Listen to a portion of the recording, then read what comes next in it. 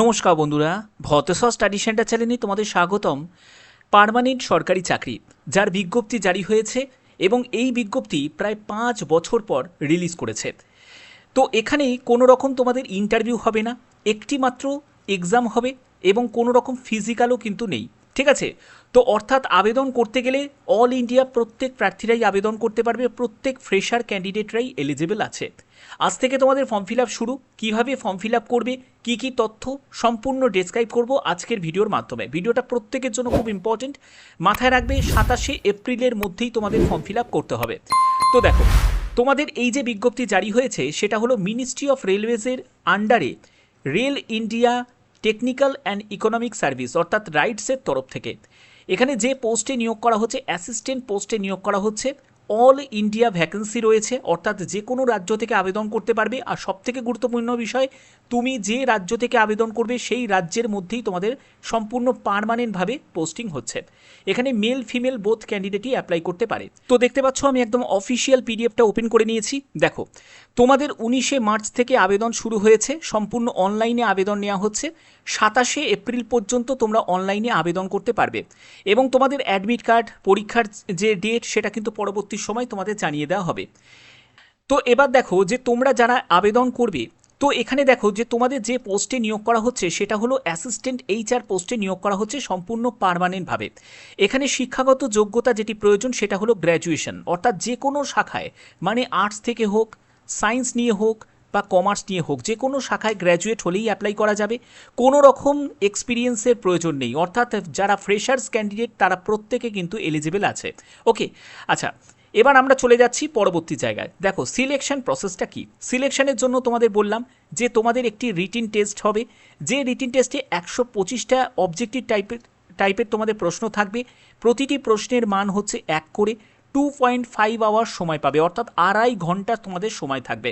এখানে তুমি যদি 50% নম্বর পাও তাহলেই কিন্তু তুমি মিনিমাম স্কোর, এটা কিন্তু মিনিমাম স্কোর ইউআর এবং ইডাব্লিউএসদের জন্য, আর এসসি এসটি ওবিসি বা পিডাব্লিউবিডি ক্যাটাগরিদের জন্য 45% মিনিমাম স্কোর তোমাদের রাখতেই হবে, ঠিক আছে?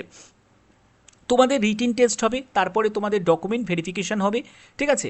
এবং দেখো, তোমরা যারা আবেদন করবে, আবেদন করার জন্য তোমাদের অ্যাসিস্ট্যান্ট এইচআর এই যে পোস্ট, তোমরা যখন ফর্ম ফিল আপ করবে তখন কিন্তু তোমাদের এটা সিলেক্ট করতে হবে। সিলেক্ট করে তোমাদের আবেদন করতে হবে। কিভাবে তোমরা ফর্ম ফিল আপ করবে ভিডিওর মাধ্যমে সম্পূর্ণ দেখানো হয়েছে, অবশ্যই বলবো শেষ পর্যন্ত দেখতে। এখানে দেখো, তোমাদের জেনারেল ওবিসি ক্যান্ডিডেট যদি হয়ে থাকো তোমাদের 300 টাকা হচ্ছে আবেদন মূল্য লাগবে। EWS SC ST physical handicapped হয়ে থাকলে তোমাদের 100 টাকা আবেদন মূল্য লাগবে। পরবর্তী চলে যাচ্ছি, পরবর্তী আর কি কি বলা হয়েছে দেখো। রিটিন টেস্ট তোমাদের 14টা ডিফারেন্ট লোকেশন অ্যাক্রস ইন্ডিয়া তোমাদের কন্ডাক্ট হবে রিটিন টেস্ট। এবার রিটিন টেস্ট কোথায় কোথায় কন্ডাক্ট হবে দেখে নাও। দেখো, তোমাদের এখানে দিল্লি, গুড়গাঁও রয়েছে, কলকাতা রয়েছে, ব্যাঙ্গালোর রয়েছে, মুম্বাই, হায়দ্রাবাদ, গুয়াহাটি, ঠিক আছে, লখনৌ, ভুবনেশ্বর, চেন্নাই, ভিলাই, আহমেদাবাদ, রাঁচি, পাটনা এবং ত্রিবেন্দ্রম। তো এই সব জায়গায় এক্সাম কন্ডাক্ট হবে। এবং বলে রাখি, এখানে অল ইন্ডিয়া যে কোনো জায়গায় তোমাদের জব পোস্টিং হবে, ঠিক আছে? তো যারা আবেদন করবে তারা কিন্তু এই জায়গাগুলো একবার দেখে নেবে। এবার দেখে নাও যে তোমাদের রিটিন টেস্টের সিলেবাসটা কি রয়েছে। রিটিন টেস্টের যে সিলেবাস, ইংলিশে তোমাদের 40 কোশ্চেন থাকবে। কী কী সাবজেক্টগুলো কভার করতে হবে সেগুলো দেখে নাও। এরপরে হচ্ছে ডেটা অ্যানালাইসিস ইন্টারপ্রিটেশনের উপর 40 কোশ্চেন্স থাকবে, ঠিক আছে, 40 মার্কস। তো এখানে এই সব চ্যাপ্টার থেকে তোমাদের প্রশ্ন থাকবে। পরবর্তী হচ্ছে যে টেস্ট অফ রিজনিং এবং জেনারেল অ্যাওয়ারনেসের ওপর 45 কোশ্চেন থাকবে। এই সব চ্যাপ্টার থেকে তোমাদের প্রশ্ন থাকবে, ঠিক আছে? তো এই হচ্ছে তোমাদের রিটিনের সিলেবাসটা। ওকে, আচ্ছা, তো এবার দেখো যে তোমাদের ফর্ম ফিল আপ কীভাবে করতে হবে। আমি একেবারে ডাইরেক্ট তোমাদের ফর্ম ফিল আপে চলে যাচ্ছি। তো ফর্ম ফিল আপের জন্য তোমাদের কী করতে হবে, একদম অফিসিয়াল সাইটে ভিজিট করতে হবে। অফিসিয়াল সাইটটা কি? অফিসিয়াল সাইট হচ্ছে, তোমরা জাস্ট গুগলে সার্চ করবে rights.com, এটা তোমরা জাস্ট গুগলে সার্চ করবে, ঠিক আছে? তোমরা প্রত্যেকে এটা কিন্তু সার্চ করে দেখে নেবে। এবং এখানে দেখো, তোমরা সার্চ করলেই একদম অফিসিয়াল পেজে ভিজিট করবে rights.com-এর। তো এখানে যখনই তোমরা ভিজিট করবে দেখতে পাবে যে ইন্ডিয়ান রেলওয়েরই আন্ডারে অধীনস্থ সংস্থা, সেটা রাইটসে এই নিয়োগটি করা হচ্ছে। এখানে কেরিয়ার সেকশানে গিয়ে তোমরা ভ্যাকেন্সিজের অপশানে যাবে এবং সেখান থেকে তোমরা ভ্যাকেন্সিটা চেক করে নেবে। এবং দেখো, তোমাদের অনলাইন রেজিস্ট্রেশন অপশানে তোমাদের ক্লিক করতে হবে। আমি প্রথমে তোমাদের এখানে ভ্যাকেন্সিটা দেখিয়ে দিচ্ছি, কত কি ভ্যাকেন্সি রয়েছে। দেখো, তোমরা এখান থেকে ভ্যাকেন্সিটা তোমরা একবার চেক করে নেবে। দেখো এইখানেই তোমরা দেখতে পাবে যে একদম পার্মানেন্ট পোস্টে নিয়োগ করা হচ্ছে অ্যাসিস্ট্যান্ট এইচআর, ঠিক আছে, অ্যাসিস্ট্যান্ট এইচআর। দেখো এখানেই রয়েছে নোটিশটা। তো এই যে অ্যাসিস্ট্যান্ট এইচআর, ঠিক আছে, দেখতে পাচ্ছ 27 এপ্রিল হচ্ছে আবেদনের শেষ তারিখ। যখনই তোমরা ভিউ অপশানে ক্লিক করবে তোমরা এখান থেকেই দেখে নিতে পারবে টোটাল হচ্ছে তোমাদের এখানে ভ্যাকেন্সি রয়েছে 15টা মতো ভ্যাকেন্সি রয়েছে। এজ লিমিট হচ্ছে 30 বছর, হচ্ছে আপার এজ লিমিট রয়েছে 30 বছর। তবে এসসি এসটি ওবিসি প্রত্যেকের কিন্তু আলাদাভাবে এখানে এজ রিল্যাক্সেশন রয়েছে, ঠিক আছে, তোমরা একবার দেখে নেবে। এইটাই হচ্ছে তোমাদের ভ্যাকেন্সি টেবিল। ক্লিয়ার? আচ্ছা, এবার চলো আমরা সরাসরি চলে যাচ্ছি যে তোমাদের এখানে কিভাবে আবেদন করতে হবে। আবেদন করার জন্য কেরিয়ার সেকশানে যাবে, সেখান থেকে অনলাইন রেজিস্ট্রেশন অপশানে ক্লিক করবে। যখনই তোমরা অনলাইন রেজিস্ট্রেশন অপশানে ক্লিক করবে এখান থেকে দেখতে পাবে ভ্যাকেন্সি নাম্বারটা তোমরা সিলেক্ট করবে, যেখানে তোমরা দেখতে পাবে অ্যাসিস্ট্যান্ট এইচআর, এটা তোমরা সিলেক্ট করবে।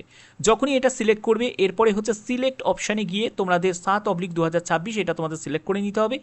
নেম অফ অ্যাপ্লিকেন্ট অর্থাৎ তোমার নেম সম্পূর্ণ ক্যাপিটালে টাইপ করতে হবে, ফাদার বা হাজব্যান্ডের নেম টাইপ করবে, জেন্ডার সিলেক্ট করে নেবে, তারপরে ম্যারিটাল স্ট্যাটাস তুমি ম্যারিড না আনম্যারিড সেটা তুমি এখান থেকে সিলেক্ট করে নেবে। তারপরে হচ্ছে তুমি কোন ক্যাটাগরি অ্যাপ্লাইং এগেনস্ট ক্যাটাগরি সেটা তোমাদের এখান থেকে সিলেক্ট করে নিতে হবে। তুমি জেনারেল, ওবিসি না ইডাব্লিউএস, তো যে ক্যাটাগরি থেকে বিলং করছো সেটা সিলেক্ট করবে। ডেট অফ বার্থ সিলেক্ট করবে। মোবাইল নাম্বার, ইমেল আইডি অবশ্যই যেন সেটা ভ্যালিড হয়, ইমেল আইডিটাকে আবার রিটাইপ করবে। যদি তুমি রাইটসে রিক্রুটমেন্ট প্রসেসে আগে পার্টিসিপেট করেছিলে তাহলে এখানে ইয়েস করবে, নাহলে নো করবে। তারপরে তুমি যদি ফিজিক্যাল হ্যান্ডিক্যাপ্ট হয়ে থাকো তাহলে ইয়েস করবে, নাহলে নো করবে। এক্স সার্ভিসম্যানে এখানে নো করে দেবে, ঠিক আছে। যারা মিলিটারি সার্ভিস থেকে জম্মু কাশ্মীর থেকে যারা বিলং করছে তারা এখানে করবে, ইয়েস করবে, নাহলে এখানে নো করে দেবে। এগুলো সবই কিন্তু নোই হবে। এগুলো করার পরে যারা রাইটসের এমপ্লয়ি আছে তারা এখানে ইয়েস করবে, নাহলে তুমি নো করে দেবে। এগুলো করার পরে তোমাদের এখান থেকে দেখো how you came to know about advertisement. তো এই অ্যাডভার্টাইজমেন্টের যে তথ্যটা তোমরা কোথা থেকে পেয়েছো সেটা তুমি এখান থেকে সিলেক্ট করে নিতে পারো, যে কোনো সিলেক্ট করতে পারো, সোশ্যাল মিডিয়া, নিউজ পেপার, যে কোনো তুমি সিলেক্ট করতে পারো। তো এখান থেকে আমি সিলেক্ট করে নিলাম। করার পরে তোমাদের সাবমিট অপশানে ক্লিক করতে হবে। যখনই তোমরা সাবমিট অপশানে ক্লিক করবে তোমাদের রেজিস্ট্রেশন কমপ্লিট হয়ে যাবে। তার পরবর্তী যে প্রসেসগুলো সেখানে তোমাদের সম্পূর্ণ ডিটেলস ইনফরমেশান দিতে হবে, তোমার অ্যাড্রেস থেকে শুরু করে তোমার এডুকেশন কোয়ালিফিকেশান সম্পূর্ণ ডিটেলস, ঠিক আছে, দিয়ে আবেদন মূল্য জমা করলেই তোমাদের ফর্ম সাবমিট হয়ে যাবে। তো এই হচ্ছে তোমাদের গুরুত্বপূর্ণ ব্যাপার। যারা যারা ফর্ম ফিল আপ করতে ইন্টারেস্টেড আছো তারা কিন্তু এখানে ফর্ম ফিল আপ করতে পারবে। 27 এপ্রিল হচ্ছে আবেদনের শেষ তারিখ। তো আর একটা ব্যাপার তোমাদের বলে রাখি, যারা যারা তোমরা এখানে ফর্ম ফিল আপ করতে ইন্টারেস্টেড আছো, যারা চাও যে কমপ্লিট ফর্ম ফিল আপের ভিডিও পেতে চাও, তারা অবশ্যই কিন্তু কী করতে হবে, কমেন্ট করে আমাকে জানাতে হবে। যদি তোমাদের ম্যাক্সিমাম কমেন্ট আসে তাহলে অবশ্যই তোমাদের কমপ্লিট ভিডিও দেওয়া হবে, যে একেবারে রেজিস্ট্রেশন থেকে শুরু করে ফর্ম সাবমিট পর্যন্ত, ঠিক আছে। এবং দেখো এই যে ইনফরমেশন, আমরা সাধারণত কী হয় যে রেলওয়ের যেসব চাকরি বিজ্ঞপ্তিগুলো বেরোয়, রেলওয়ে গ্রুপ ডি বলো, এনটিপিসি বলো, এএলপি বলো, টেকনিশিয়ান বলো, এই সব বিজ্ঞপ্তি যখন বেরোয় সেগুলো কিন্তু হাইলাইটেড হয়। কিন্তু রেলের আন্ডারে যেসব কোম্পানির যে বিজ্ঞপ্তিগুলো যেগুলো জারি হয়, ঠিক আছে, তো সেই আপডেটগুলো আমরা পেতে পারি না। তার জন্যই তোমাদের কাছে সেই আপডেটগুলো তুলে ধরা, যেহেতু এখানে সম্পূর্ণ পার্মানেন্টভাবে নিয়োগ হচ্ছে। এবং এই গুরুত্বপূর্ণ আপডেটগুলো পেতে গেলে অবশ্যই তোমাদের চ্যানেলটিকে সাবস্ক্রাইব করে রাখতে হবে, বেল আইকনটাকে অল করে রাখতে হবে, যাতে তোমাদের কাছে এরকমই আপডেটগুলো পৌঁছে দিতে পারি, ঠিক আছে। তো আশা করি ভিডিওটা ভালো লেগেছে। যদি ভিডিওটা ভালো লেগে থাকে একটাই কাজ করতে হবে, চ্যানেলটিকে সাবস্ক্রাইব করে রাখতে হবে, বেল আইকনটাকে অবশ্যই অল করে রাখতে হবে, যাতে তোমাদের কাছে নোটিফিকেশান আপডেটটা পৌঁছে যায়। এখনের মতো এইটুকুই, টাটা।